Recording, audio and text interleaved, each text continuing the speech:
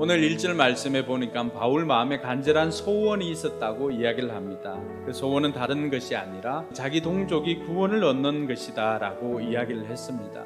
근데 돌아보니까 이것은 하나님의 소원이기도 했습니다.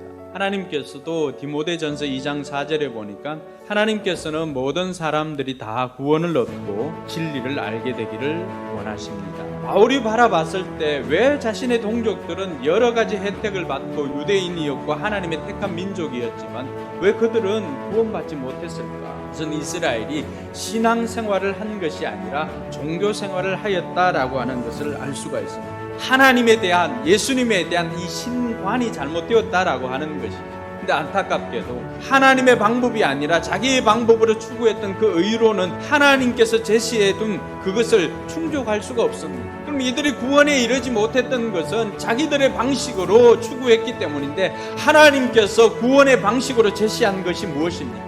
우리의 의나 우리의 행위나 이런 것들이 전혀 들어가 있질 않습니다. 하나님께서 제시해 주신 방법은 어느 누구도 차별함이 없는 것입니다. 모든 사람에게 주님께서 주님이 되어주시고 그를 부르는 모든 사람에게 풍성한 은혜를 내려주시고 주님의 이름을 부르는 모든 사람은 누구든지 구원을 얻을 것입니다. 사랑하는 성도 여러분, 오늘 이 이스라엘 백성들을 보면서 우리는 우리 자신들을 좀 볼 수가 있어야 돼요.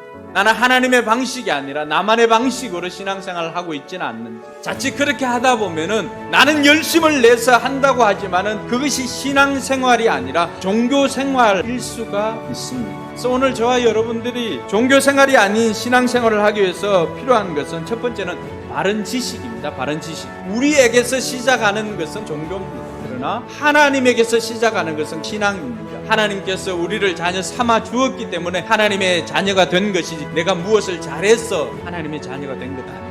구원의 방법도 신앙도 하나님 편에서 제시해 주신 그 방법대로 우리가 올바른 지식을 가지고 시작할 때 우리의 신앙도 올바르게 될 줄 믿으시기 바랍니다.